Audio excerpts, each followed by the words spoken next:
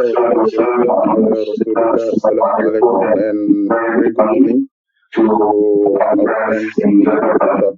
First of all, I would like to thank the organization of Isaac and Mr. and team for the invitation to speak.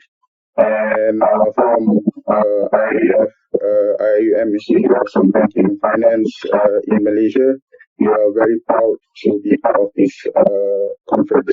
So I was given this opportunity to speak on about decarbonizations from the Islamic teaching perspective, perhaps.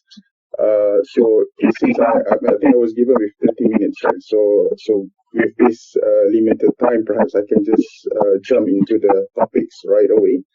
So what we will go through into the discussion is that perhaps we need to see why basically the importance of decarbonizations, and then we will see some of the lessons that we can get from the verse in Holy Quran, basically telling us about the alignment of these decarbonizations from the perspective of Shariah itself.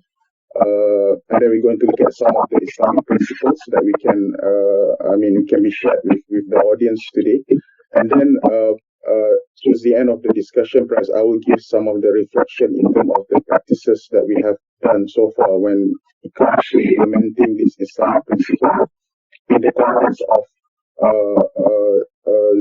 net zero or carbon neutrality practices that we have done previously and also now. If we can give, to begin with, maybe we can give some a reflection in the past. So in 2015, we have the participations from many countries, hundreds of countries came together at a conference of parties in Paris. I think you guys might heard about the Paris Agreement in 2015. So during the conference, the nations have basically agreed that we need to limit our global warming temperature below the 1.5 degree threshold, right? And in order for us to achieve that objective or the threshold, we have these two very important deadlines, right? So everyone has their own personal deadline, work deadline and everything, but this one is kind of universal deadline. Existential deadline means that our existence as humanity will be much depending on our ability to meet this deadline and also target. So the first one is that by 2030 we have to reduce the carbon emission by 45% from what we are doing at the moment. And by 2050, we should be able to achieve net zero, or what we call as carbon neutrality. Means that the amount of carbon that we have produced need to be equivalent to the amount that we have withdrawn or we have removed from the atmosphere by 2050. My apology. So what is so if you can get if you look at the progress since now, the data that we get from the Intergovernmental Panel on Climate Change and BCC, they have produced a annual report on this, tracking the progress of in terms of achieving the 1.4 degree Celsius targets by 2050. So if we continue business as usual, means that we are not doing anything in terms of changing the policy, allocating the resources, we should be on the right track to surpass the 1.5 degrees Celsius by 2040. And if you look at 2040, it's not a long time from now, right? So at the now we have our temperature is about 1.5 degrees Celsius. So why these numbers or this threshold is important? Because we don't have to go far. We don't have to read the forecast. We can observe this in our surrounding as well. So what happened in terms of the repercussions when it comes to the climate crisis that we are facing at the moment? Take Jakarta, for example.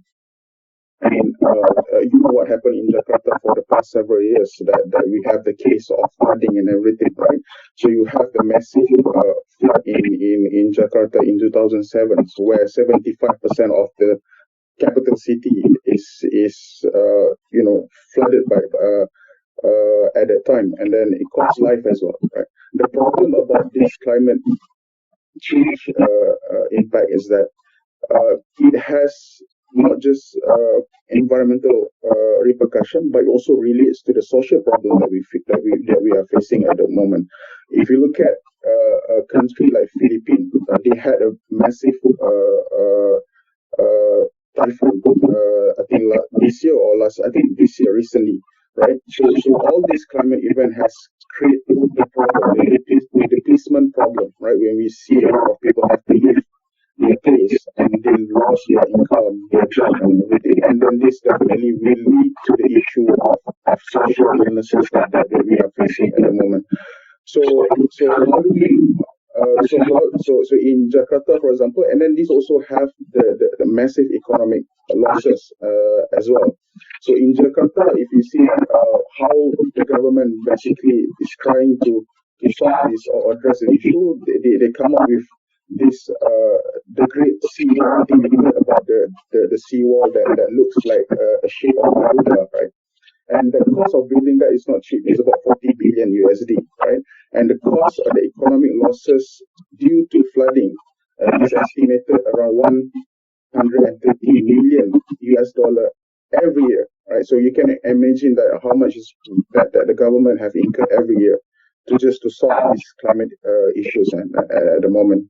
Right? So that's the important thing for us to understand, that this basically our problem that we need to solve, right? Everyone's problem that we need to solve.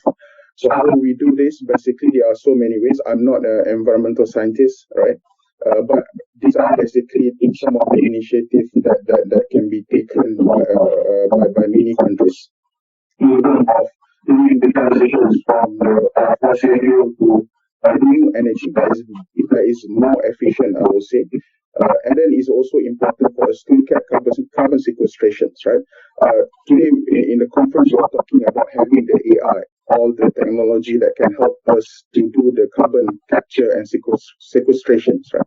But for me, from my perspective, sometimes it's good for us to go through the traditional way. What I mean by this traditional way is by planting trees, planting more trees, right?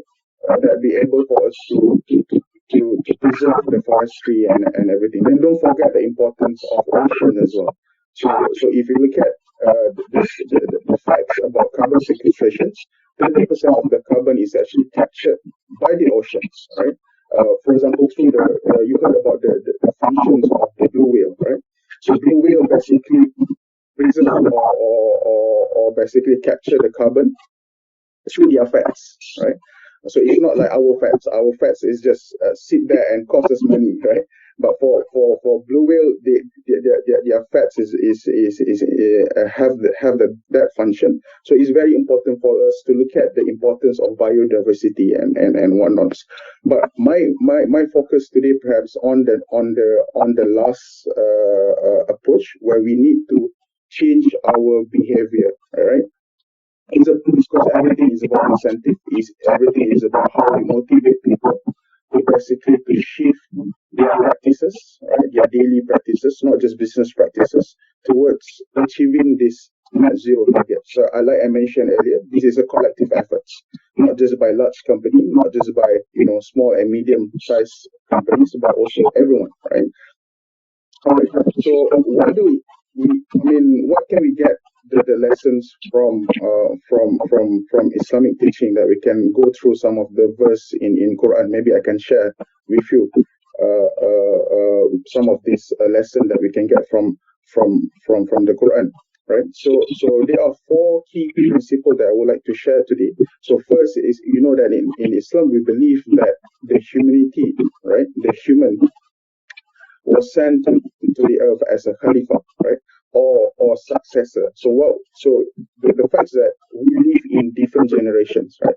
So then is the concept of long-termism that we've seen in the Western discussion as well. So if you have the opportunity, there's one interesting book written by an Oxford professor by the name of William McAskill. So William McAskill talked about long-termism. So it means that every action that we take today we have to be responsible to the future generations. So this concept is not alien in Islam, right? But when I read the book, basically this is what we have been preaching in Islam, basically, right? So for example, we can take one of the hadiths by Prophet mentioning that if you take any harmful object from the road, is considered as a charity, right? Because the wisdom behind that, because we don't want that harmful object to be affected people who cross the road next, right? So same thing with decarbonization, right? So because everything that we produce today in terms of goods and services will have the repercussions to the next generation that comes after us, right? But what more interesting in this Quranic verse that we need to pay attention is that in the later words where Allah mentioned that liyabluwakum fima atakum, means that if we have been sent as a vicegerent, and then Allah has elevated us by giving us resources, all the benefits that we can get, and we can benefit from the earth, but we have the responsibility towards it, right? So we'll be accountable, we'll be tested at a later date. So that's why come to the next principle. In Islam, we have this Islamic accountability that make us liable to our deeds and our treatments to the environment, right? So in Islam, we have the concept of vertical accountability, is that as a humanity, we are accountable to our creator, right? Our actions and everything. But at the same time, we also have the horizontal accountability, means that we are answerable.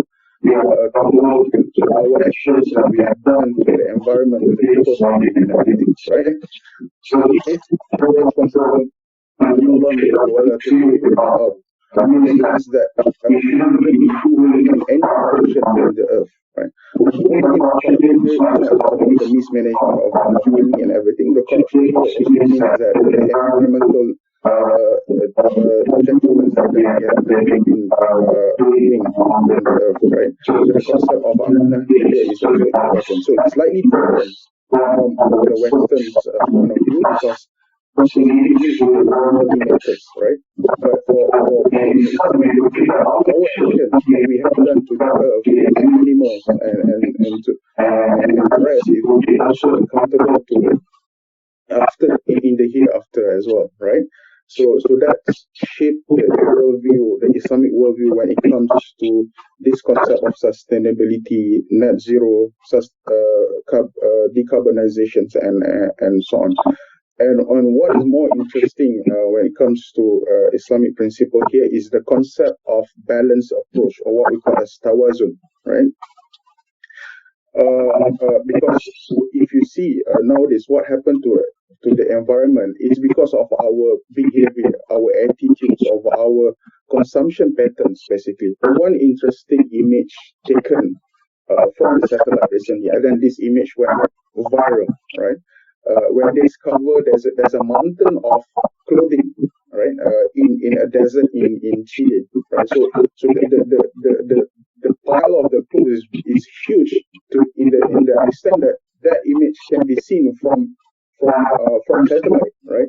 So we have this problem. I would say this is a social sickness, basically, when we have the fast fashion industry, right? So every season we change our clothes. Every year we change our clothes. It's not just about the clothes. Sometimes about other goods as well, right? So if we see our neighbor change, buy a new car, we also feel the pressure now that we need to buy a new car as well, right? So this problem of israf or wasteful waste in our worldly matter is really discouraged by Islam, right? So how do we tackle this problem of israf? Is basically go back to the basic principles that we need to purify our own self, right? Our own behavior, our own actions, and everything. That we have the concept of tazkiyah in Islam, where we need to purify our our needs, our behavior. So in Islam also we have this concept of qana'ah, right? Means that we're being content, we're being happy with what we have been given, or what we have been bestowed by the gods, right? So sometimes wealth is not measured through money, right? But sometimes wealth can also be in a form of, sorry, health also can be a form of wealth, happiness, and whatnot. But because of the way that we have been doing our economics and finance, basically being shaped by the Western's worldview, if you look at, for example, how we account our economic growth through GDP, GDP is very myopic measure of economic progress, because basically it's been neglected a lot of things that can be considered as a welfare as well. Sometimes we don't consider in terms of the happiness, but we only look at the total production of goods and services of a country itself. So this have to be changed, because measure need to be changed, because at the end it will be tied up to our basically action and everything, because Allah mentioned in the Quran saying that means that you can eat, you can consume anything, right? Everything that have been given by Allah, but you cannot waste, right? Otherwise, like we mentioned in the first concept that we have seen just now, we will face the repercussions in terms of the environmental crisis and everything. This has to be digested. This concept of balance has to be digested. So if you look at the Western concept, I think many of you heard about the SDG, right? Sustainable Development Goals, which has been consulted or introduced during the same time as Paris Agreement in 2015. But many do not know that this concept of SDG comes from this concept of this economic model what we call as a modern economics. So this modern economic has been created by one female economist by the name of Shariah. She has written a very interesting table on donor economy. So you can read about the book. So in the economists mentioned that there's always an ecological saving, there's always a limit, right? And there's always a basic needs that we have to provide to the people. So if you look at all this model, new economic way of thinking and model, it's not do not deviate much from what we have learned and what we have been preaching in Islam as well. So this is another important concept that we call as concept of ihsan, being compassionate to our friends or our family members, but we need to be compassionate with the environment as well, because this is basically the objective of Shariah. Well, Allah has mentioned that in Allah ya'muru bi'adli wal ihsan, right? So what we have done in terms of decarbonization and everything, we have achieved the social justice, because I mentioned earlier that what we live now is basically we are having the poly crisis. So where we see that environmental issues is also being linked to the problem of the society, in the society and everything. So by doing the decarbonizations, carbon neutrality and everything, we'll be able to achieve the justice, giving the justice to the people, so that people can go and their economic activities, can do works and everything. But what the next level that we should be doing is by promoting the ihsan, means that we need to do extra more, right? So we have done enough in terms of decarbonizations, but what more that can be done when it comes to environmental preservation and so on, right? So if I have, I'm sorry if I'm taking a bit time, but I'm going to finish this in terms of giving the reflections of what can be done in the future. But some of these efforts has been done in the past as well by many nations. In terms of how we can translate this, we can bring this Islamic principle that we have discussed just now, the four principle that we have discussed just now, into the finance perspective. Because I come from finance background, then I will share with you some of the efforts that we have done in Malaysia and some of the in other country as well. So first, in terms of issuing the green sukuk, I think you heard about the the issuance of fixed income instrument that is Shariah compliance. But the additional consideration has been taken in under this principle is that the proceeds need to be used for green activities, right? So Indonesia, the government also government in Indonesia also issued this the world first sovereign green sukuk. I think the amount is about 1.25 billion. Of course, that will be channeled to do this environmental friendly project and everything, right? Not just from fixed income, but we also have the financing being given by the Islamic banks, right? Also from the conventional bank as well, where basically again same case as the fixed income, where there's an additional consideration that the borrower need to ensure that the money that they get from the financing will be used to conserve the environment, to promote the decarbonizations, achieving the net zero targets and everything. This is relatively new in terms of having the carbon credit exchange in Malaysia. In Bursa Malaysia, they had just launched this, what we call as a carbon credit exchange, where basically the company can basically go and buy the credits to offset their carbon emissions. So for moving forward, every company will have the limits in terms of amount of carbon that they can emit in the atmosphere. So if they say that they have supplies that they need to buy the credit to offset the limits and the allowance for them to basically to pollute the air, right? And then what more important is that perhaps this need to be even more or greater emphasis is that we need to promote climate governance and reporting, being accountable, like we mentioned in the concept of Islamic accountability. So many problems that we are facing now because of this climate crisis and everything, because the companies is not being responsible enough when it comes to their climate actions and everything. Because all these climate activities, all the climate event is considered as externalities, right? We haven't taken this into consideration in our action. So for example, if you look at flood happen in Jakarta, not just in Jakarta, in Malaysia as well. So all the house pricing before the flood happened, was booming. The housing market was booming. But until to the point that when there's a flood happen in that area, you will see that the housing price in that area is gone down, right?